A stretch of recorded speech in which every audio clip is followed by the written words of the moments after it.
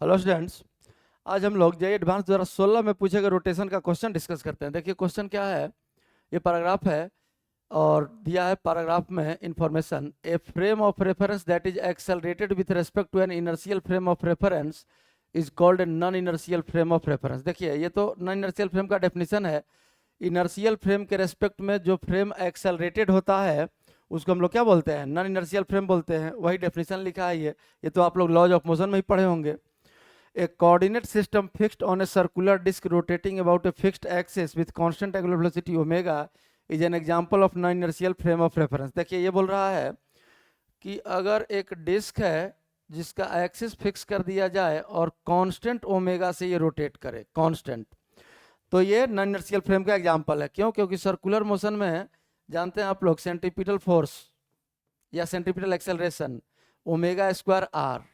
अब जब centripetal acceleration हो गया और इसी फ्रेम में ऑब्जर्वर को बैठा देंगे तब तो ये एक्सेलरेटेड फ्रेम है और ये डेफिनेशन के अनुसार कैसा हो जाएगा, नॉन इनर्शियल हो जाएगा क्योंकि ये एक्सेलरेटेड है। देखिए यहाँ accelerated frame with respect to inertial frame, तो ग्राउंड के रेस्पेक्ट में तो एक्सेलरेटेड हो गया, तो इस पर अगर ऑब्जर्वर बैठ जाए तो ये फ्रेम कैसा हो जाएगा ऑब्जर्वर के लिए, ये हो जाएगा नॉन इनर्शियल। अब आगे देखिए relationship between force F rot, F rotational के लिए एफ रोट लिखा है, experienced by a particle of mass m moving on the rotating disk and force in in लिखा है इनर्शियल फ्रेम के लिए। मतलब इनर्शियल फ्रेम में फोर्स कितना है एफ इन और रोटेशनल फ्रेम में फोर्स कितना है एफ रोट।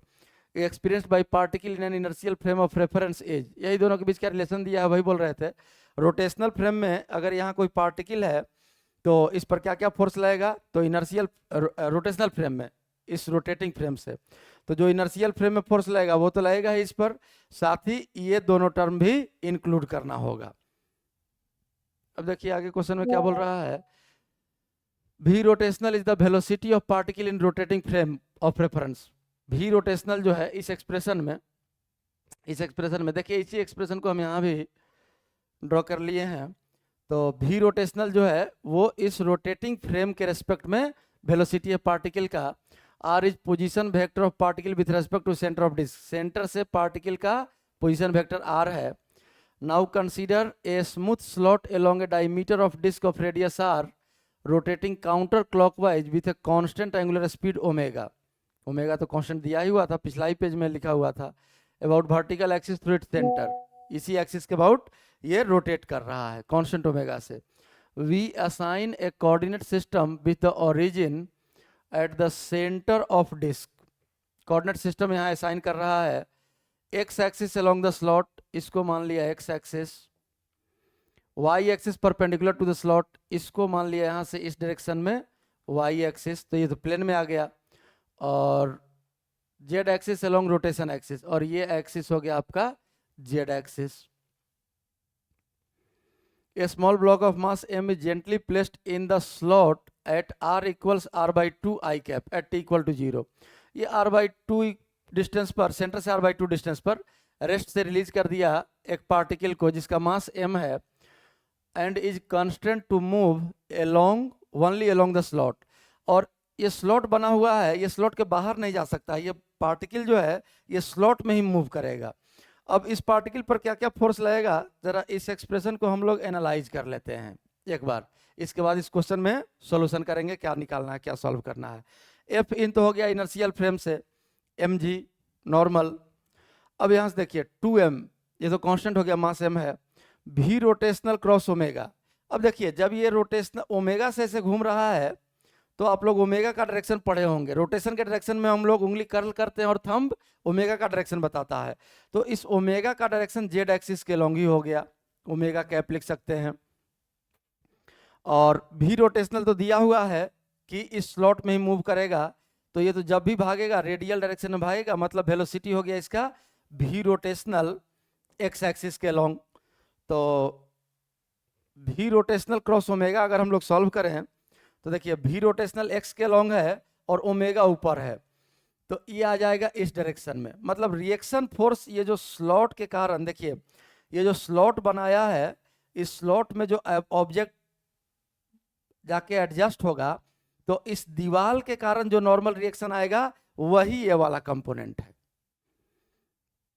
नॉर्मल के लॉन्ग आ रहा है, दीवार के नॉर्मल के लॉन्ग, इस फ्लोर के नॉर्मल के लॉन्ग नहीं, यहाँ दो कॉन्टैक्ट है, ध्यान रखिएगा। ये स्लॉट बना हुआ है तो एक साइड दीवार जो है उसका भी नॉर्मल लगेगा, ये उसके डायरेक्शन में आ रहा है फोर्स। और ये जो फोर्स है इसको देखिए ओमेगा क्रॉस आर, तो आर तो हो गया यही रेडियस वेक्टर, यही एक्स एक्सिस के लॉन्ग, यही आर भी हो गया। आर कैप लिख देते हैं, ओमेगा है ऊपर और आर है इधर, तो ओमेगा क्रॉस आर अगर हम लोग निकालें तो ये आ गया आपका प्लेन में किधर, वाई एक्सिस के लॉन्ग। ये एक्स है आर के लॉन्ग और ओमेगा है इधर, तो ओमेगा क्रॉस आर इसको निकाले तो किधर आ जाएगा, वाई के लॉन्ग। तो ये हो गया वाई के लॉन्ग और क्रॉस ओमेगा। अब वाई क्रॉस ओमेगा इधर है, वाई क्रॉस ओमेगा देखे तो ये आ गया फिर से एक्स के लॉन्ग, मतलब ये रेडियली आउटवर्ड फोर्स लग रहा है ये। तो यही स्यूडो फोर्स हम लोग यूज करते हैं। और इसका मैग्नीट्यूड कितना हो जाएगा, देखिए ओमेगा और आर के बीच का भी एंगल 90 डिग्री, ओमेगा है जेड एक्सिस के लॉन्ग, आर है एक्स एक्सिस के लॉन्ग 90 डिग्री, तो साइन 91 और फिर से क्रॉस ओमेगा।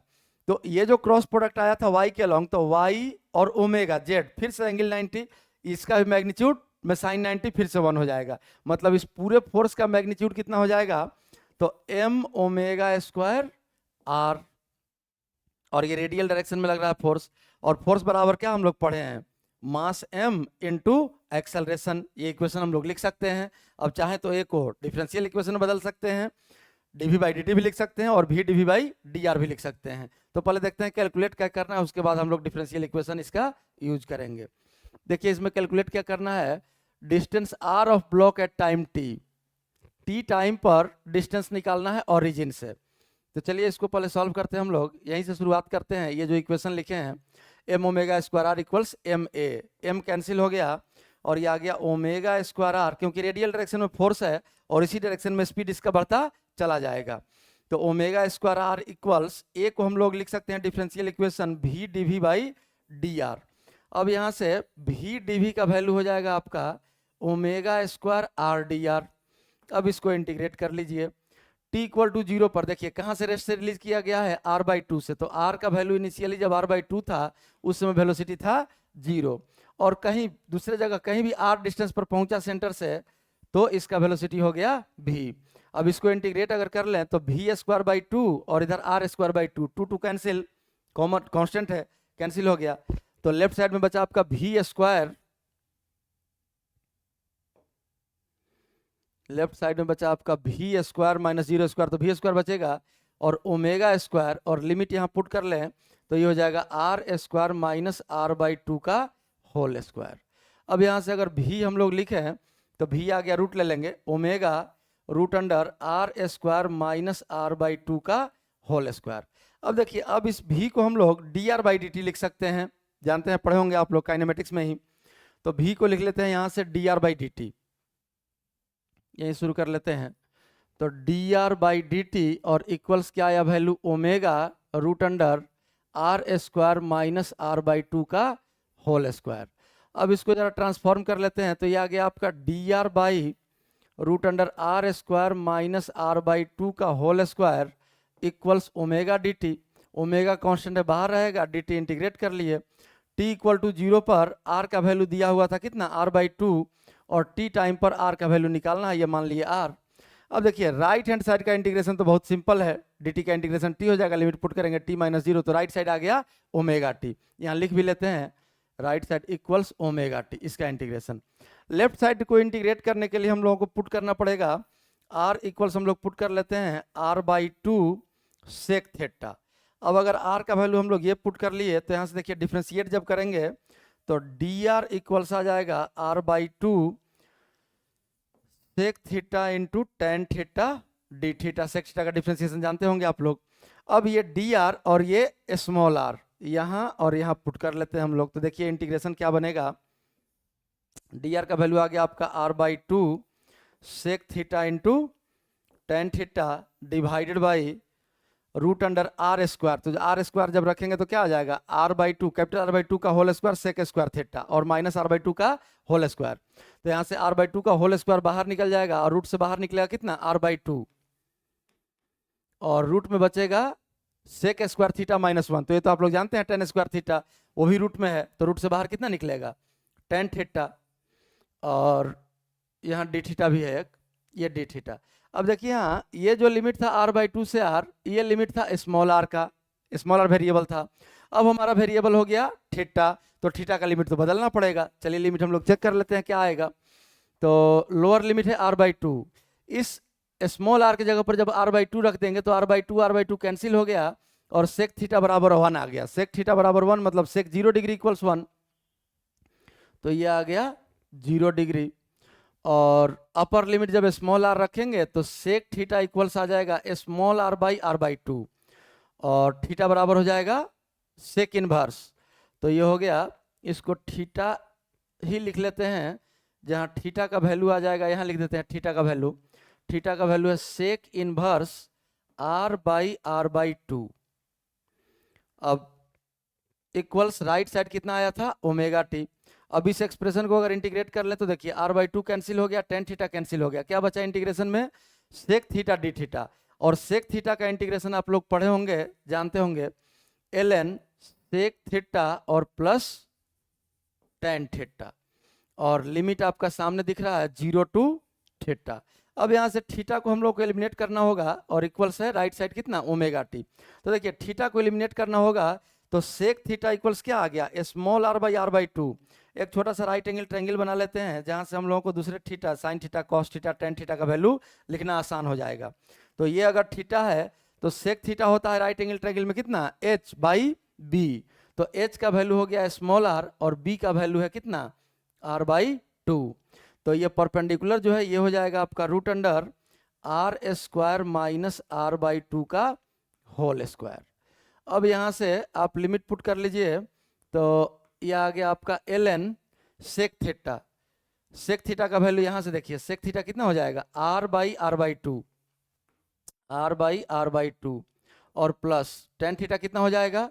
तो यहाँ से टेन थीटा का वैल्यू अगर हम लोग पुट कर लें तो टेन थीटा हो गया ये √r² माइनस r/2 का होल स्क्वायर और डिवाइडेड बाई r/2। कैलकुलेशन थोड़ा लेंदी है। और माइनस जब लोअर लिमिट हम लोग पुट करेंगे 0 तो सेक 0 हो जाएगा 1 और टेन 0 हो जाएगा 0, तो ln 1 हो गया। अब 1 का लॉग बेस कुछ भी हो वैल्यू तो हमेशा 0 होगा, तो -0 ही लिख देते हैं सीधा वैल्यू। ये हम लोग लिमिट पुट कर लिए तब ये वैल्यू आया और इक्वल्स हो गया कितना ओमेगा टी। अब यहाँ से देखिए ये वैल्यू आर्गूमेंट जो है ln है तो बेस e हो गया, तो argument equals base to the power right side omega t. तो अब यहाँ से ये एलसीएम कितना आ जाएगा r/2। इसको जरा सिंप्लीफाई कर लेते हैं हम लोग। एलसीएम आ गया आपका r/2 और ऊपर में बचा small r plus √r² minus r/2 का whole square, √r² minus r/2 का होल स्क्वायर और इक्वल्स आ गया e to the power omega t. अब यहाँ से देखिए ये r/2 को हम लोग क्रॉस मल्टीप्लाई कर लेते हैं तो ये वैल्यू आ जाएगा आपका, और r को इधर लाते हैं, r/2 को यहाँ से मल्टीप्लाई कर देते हैं क्रॉस मल्टीप्लिकेशन, और इस r को राइट साइड ले आते हैं तो लेफ्ट साइड में बच गया √r² माइनस r/2 का होल स्क्वायर इक्वल्स r/2 आके गुना हुआ e to the power omega t और स्मॉल r इधर आके -r हो गया। और अब दोनों तरफ स्क्वायर कर लेते हैं। तो अब अगर दोनों तरफ हम लोग स्क्वायर कर लिए तो लेफ्ट साइड में बचा आपका r² माइनस r/2 का whole square equals right side में देखिए a माइनस बी का होल स्क्वायर है, ब्रेक करते हैं तो a² पावर का पावर मल्टीप्लाई हो जाएगा तो ओमेगा टी इंटू 2 हो जाएगा, a² हो गया प्लस b² माइनस जब 2ab करेंगे तो ये 2 और 2ab वाला 2 कैंसिल हो जाएगा और तब बचेगा r into e to the power omega t. अब यहाँ से देखिए स्मॉल r² कैंसिल हो गया और इस नेगेटिव को हम लोग इस साइड ले आते हैं और इस नेगेटिव को राइट साइड ले आते हैं तो देखिए क्या बचेगा आपका r small r e to the power omega t, ये उस साइड जाके पॉजिटिव हो गया और इक्वल्स r²/4 यहाँ भी है और ये आके प्लस हो जाएगा, r²/4 कॉमन आ जाएगा और बच गया e to the power 2 omega t और +1, ये इधर आके प्लस हो चुका है और r²/4 कॉमन आ गया तो बचा 1 यहाँ। अब यहाँ से हम लोग स्मॉल r का वैल्यू लिख लेते हैं तो this implies small r equals आ गया कितना, तो देखिए एक r तो कैंसिल हो जाएगा और ये बचेगा क्या r/4 और e to the power omega t से डिवाइड कर देते हैं तो e to the power 2 omega t by e to the power omega t, e to the power omega t बचेगा e to the power omega t और plus 1 by e to the power omega t, e to the power minus omega t. यही आपका distance हो गया। देखिए इस question में क्या क्या ऑप्शन दिया हुआ है डिस्टेंस के लिए। r by 4 e to the power 2 omega t, नहीं कॉस वाला तो होगा नहीं, तो r by 4 e to the power omega t plus e to the power minus omega t. देखिए यही ऑप्शन है, r by 4 e to the power omega t plus e to the power minus omega t. मतलब 15 number question का answer हो गया आपका D. अब जरा देखिए 16 नंबर क्वेश्चन क्या बोल रहा है, the net reaction of the disc on the block edge. Block पर नेट रिएक्शन पूछ रहा है। तो पहले देखिए यहाँ जरा हम लोग डायग्राम को देख लेते हैं। फोर्स तो देखे थे, ये जो वाल के कारण, ये जो स्लॉट है, स्लॉट के दीवार के कारण, वाल के कारण जो नॉर्मल लग रहा था वही ये वाला एक्सप्रेशन है। तो अगर ये डिस्क इस तरह से घूम रहा है, इस ओमेगा से ऐसे घूम रहा है, यही मान लीजिए डिस्क ऐसे घूम रहा है, तो इस ब्लॉक का जो कांटेक्ट होगा इस वाल के साथ होगा और नॉर्मल रिएक्शन जाएगा किधर, उस साइड, पॉजिटिव वाई के लॉन्ग। अब नॉर्मल रिएक्शन का मैग्नीट्यूड कितना होगा, तो वो यहां से हम लोग सॉल्व कर लेंगे और डायरेक्शन किधर हो जाएगा, जे कैप प्लस जे कैप। और एक mg के कारण नीचे वाले फ्लोर के कारण जो नॉर्मल लगेगा वो ऊपर की ओर लगेगा, प्लस के कैप लगेगा। तो प्लस के कैप में तो mg के कैप हो जाएगा और उधर वाला जो फोर्स लगेगा प्लस जे कैप के लॉन्ग, वो हम लोग इस फॉर्मूला सॉल्व कर लेते हैं। कितना है ये, 2m v rotational cross omega. देखिए रिएक्शन फोर्स 2 होगा, तो एक तो रिएक्शन R लिख देते हैं इक्वल्स mg और k कैप, एक रिएक्शन आ गया, और प्लस दूसरा ये है 2m v रोटेशनल और क्रॉस ओमेगा। देखिए यही था expression, v rotational cross omega. Omega तो कांस्टेंट है, दिया हुआ है, ओमेगा डायरेक्शन भी हम लोगों को पता है, तो सिर्फ v रोटेशनल हम लोगों को सॉल्व करना है। अब यहाँ देखिए v रोटेशनल क्या होगा, तो ये जो r निकला है, इसी r को अगर हम लोग डिफ्रेंशिएट कर लें टाइम के रेस्पेक्ट में dr बाई dt, तो यही रेडियल डायरेक्शन में वेलोसिटी मिल जाएगा, क्योंकि ये रेडियल डायरेक्शन में ही है। ये देखिए r जो है, r जो हम लोग सॉल्व किए हैं, ये रेडियल डायरेक्शन में ही डिस्टेंस लिए हैं। तो रेडियल डायरेक्शन के डिस्टेंस को अगर डिफ्रेंशिएट कर दे टाइम के रेस्पेक्ट में, तो वही बन जाएगा आपका वेलोसिटी। तो dr बाई dt, ये dr बाई dt कितना आ जाएगा, तो देखिए r बाई 4 कॉन्स्टेंट बाहर रहेगा, e to the power omega t का differentiation e to the power omega t, और एक ओमेगा बाहर आएगा, e to the power minus omega t का differentiation e to the power minus omega t, और एक माइनस ओमेगा बाहर आ जाएगा। ये वैल्यू आ गया। अब यहाँ से ओमेगा हम लोग कॉमन ले लेते हैं, तो ओमेगा कॉमन लेने के बाद ये क्या आ जाएगा इस एक्सप्रेशन में, देखिए यहाँ, और ये वाला जो टर्म होगा डायरेक्शन इसका आ जाएगा जे cap equals mg k cap और प्लस 2m, और v रोटेशनल सामने है आपके, और v रोटेशनल तो रेडियल डायरेक्शन में मतलब x एक्सिस के लॉन्ग है, और ओमेगा z एक्सिस के लॉन्ग है, तो एंगल तो हो गया 90 डिग्री, तो साइन 90 क्रॉस प्रोडक्ट में 1 हो जाएगा, और बाकी मैग्नीट्यूड तो v रोटेशनल देखिए सामने है, वैल्यू पुट कर लेते हैं। r बाई 4 ओमेगा कॉमन आ चुका है, e to the power omega t minus e to the power minus omega t, और इनटू ओमेगा, एक ओमेगा और आ गया, और इसका डायरेक्शन किधर है, जे कैप। अब इसको अगर सिंप्लीफाई करके हम लोग फाइनली लिख लें, तो ये 2 से 4 कैंसिल हो जाएगा 2 टाइम्स।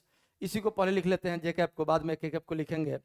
तो देखिए आ जाएगा कितना, 1/2 m, और ओमेगा 2 बार हो गया, m omega square r, e to the power omega t minus e to the power minus omega t, और ये जे कैप हो गया, और प्लस mg के कैप।